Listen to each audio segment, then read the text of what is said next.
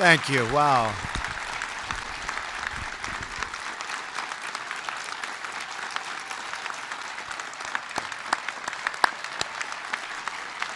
Thank you very much, everybody.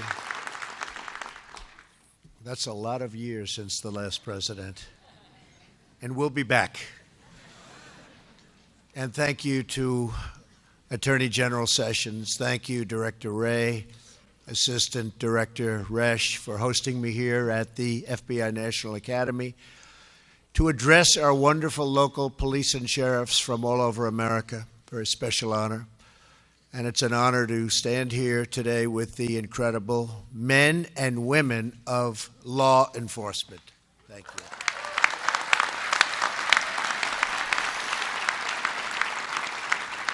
We're here to celebrate your graduation from the National Academy at Quantico. For over 80 years, this rigorous and world-renowned program has trained America's most dedicated local law enforcement officers from all across the country, so respected. Let me begin by saying to each member of the graduating class, congratulations. You left home for 11 weeks to enroll in this program because you love your jobs, you love your communities, and you love your country. Earlier this week, you completed the harrowing 6-mile yellow brick road. Just signed that beautiful brick. I just signed that brick. Designed for the Marines to push even the toughest to their limit. You endured muddy waters, barbed wire fences, icy creeks, steep hills, and so much more, knowing that your elite training will help save lives. The training you received at Quantico will give you that extra edge you need to defuse a threat, to disarm a criminal, and to deliver a child safely to her mother's arms. I am here not only to congratulate you, but to honor you for your courage and for your devotion. And I want you to know that with me as your president, America's police will have a true friend and loyal champion in the White House, more loyal than anyone else can be. I tell you. Thank you. Thank you. I also want to take a moment to speak to all of the law enforcement families here today. You make tremendous sacrifices. American families can sleep soundly at night because of the burden that you carry for all of us. So on behalf of all Americans, to every law enforcement family here today and all across the nation, thank you, thank you, thank you very much.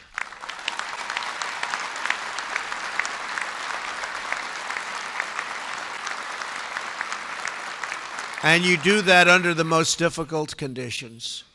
You very rarely get the recognition you deserve, I can tell you that. But your families know what you deserve. And ultimately, that's the most important thing, isn't it? It's not a news story when our officers save a life, rescue a family, or stop a crime. It's just another day on the job. Yet no matter the circumstances, you serve tirelessly, selflessly, and heroically.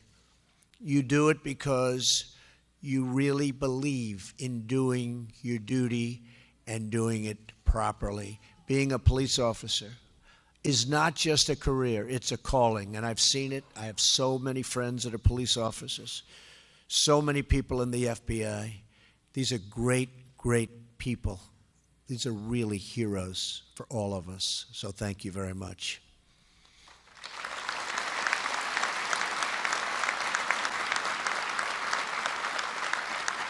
And as we as a country must do a better job showing our police officers the respect and gratitude that you have earned, and we will do that.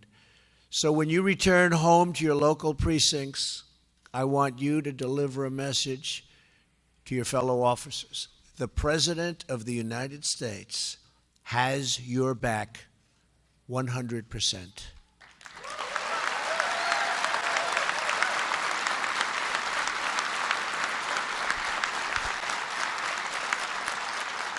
I will fight for you, and I will never, ever let you down, ever. Now, more than ever, we must support the men and women in blue. In the last 2 years, America has seen a tragic rise in violent crime. In 2015 and 2016, we witnessed the steepest 2-year consecutive increase in murders in nearly half a century. And you look at what's going on in Chicago, what the hell is going on in Chicago? What the hell is happening there?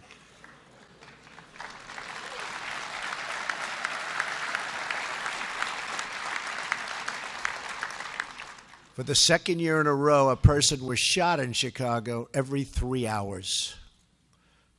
You don't think these people in this room can stop that? They'd stop that. They'd stop it. And just north of our nation's capital in Baltimore, on average, someone was murdered nearly every day of this year. Police departments are overstretched, they're underfunded, and they're totally underappreciated, except by me.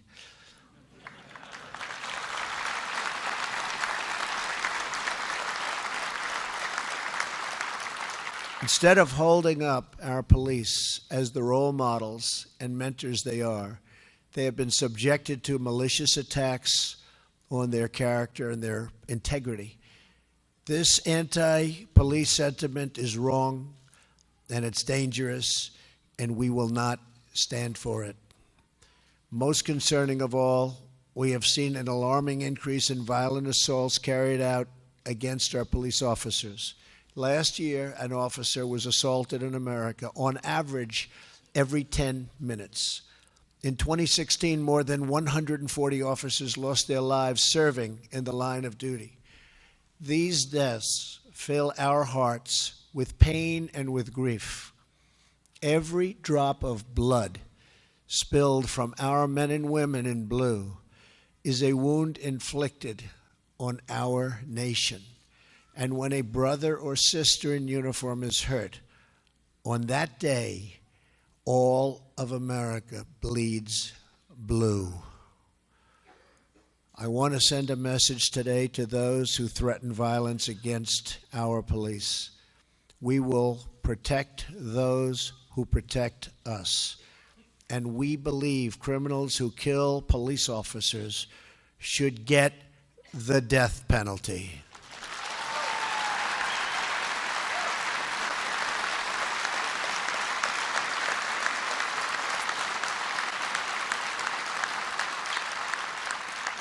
One of my first executive orders as president instructed the Department of Justice to take all necessary steps and legal action to protect law enforcement from acts of violence against them.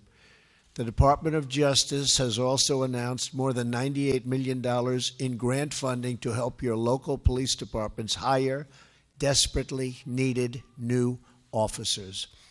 Also, just as I promised, we are allowing our local police to access surplus military equipment, something the previous administration, for some reason, refused to do.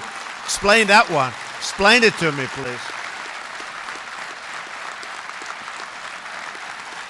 Never understood that one. Somebody out there can explain. Anybody want to stand up and explain it? It'd be tough. We want to bring down violent crime, then we must stand up for our police. All of us gathered here today share a common goal. We want every child to be able to walk safely home from school, and we want every mother and father to know that their children will be secure when they tuck them in at night. No family should have to worry about bullets flying through windows or gangs recruiting on street corners. Every American child should be able to grow up in a safe community, surrounded by a loving family, and preparing to embark on a bright, beautiful future. As president, my greatest duty is to protect our nation and to protect our people. As we have witnessed recently, America faces grave threats. Terrorists have struck in the streets and subways of New York City twice in a few months. Both terrorists came to our country through the dysfunctional immigration system that we are correcting, and rapidly. And one came through chain migration. The other, visa lottery. They have a lottery. You pick people. Do you think the country's given us their best people? No. What kind of a system is that? They come in by a lottery. They give us their worst people. They put them in a bin. But in his hand, when he's picking them, is really the worst of the worst. Congratulations, you're going to the United States. Okay. What a system, lottery system. We're calling for Congress to end chain migration and to end the visa lottery system and replace it with a merit-based system of immigration.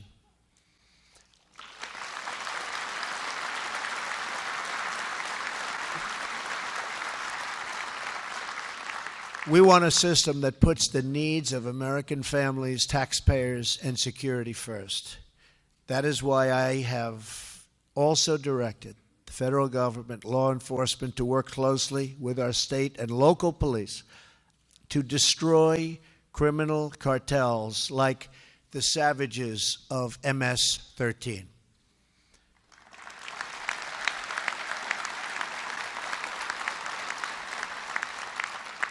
Already this year, the Department of Justice has worked with partners in Central America to arrest and charge roughly 4,000 MS-13 members. And the Department of Homeland Security has arrested nearly 800 MS-13 gang members and associates, an 83% increase from the previous year, and we're much higher this year than we were last year, and we'll get rid of them completely very soon, right? Right? They're working hard. Earlier this year, ICE officers conducted the largest crackdown on criminal gangs in the history of our country. In just 6 weeks, ICE, these are great people too, great people, and the Border Patrol agents, great people, and our law enforcement partners arrested nearly 1,400 suspects and seized more than 200 illegal firearms and nearly 600 rounds of narcotics and over 600 pounds. It's a lot of stuff. Recently, prosecutions of criminal firearm possessions were up 23%. To any member of MS-13 listening, I have a message for you. We will find you, we will arrest you, we will jail you, we will throw you the hell out of the country. I mean, somehow I like it better than jail. Jail, we have to take care of them. Who the hell wants to take care of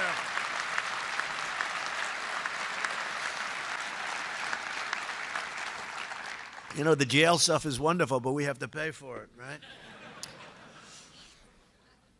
But these are killers. These are people that are sadists in many cases. We don't want them. We don't want them. They're getting out of here. Our cities should not be sanctuaries for criminals. They should be sanctuaries for Americans.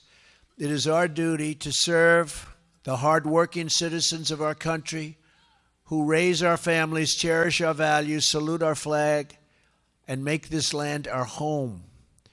These are the citizens you represent, and these are the citizens you courageously protect. By the way, you are great people. You are incredible people.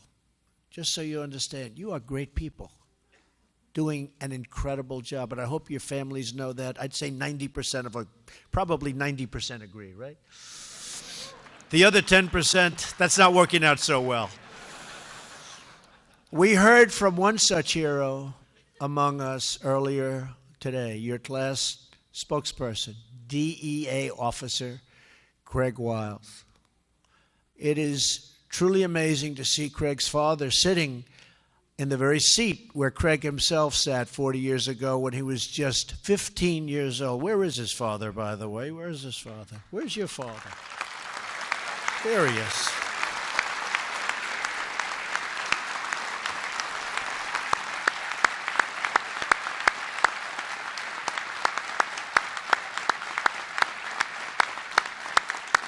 He's better looking than you, by the way.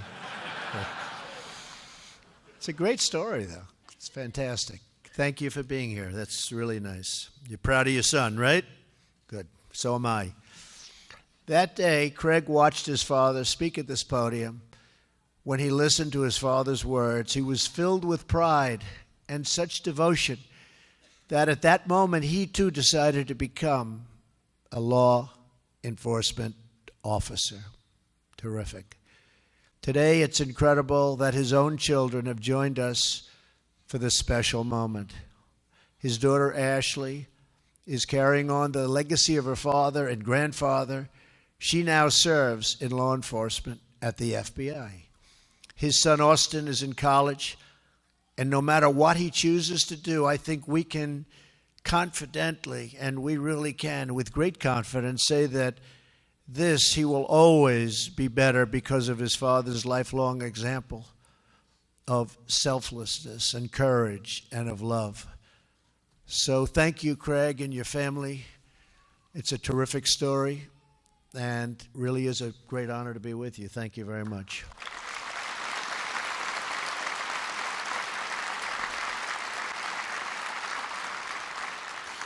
But as I look out in the audience today, I see many young, bright faces.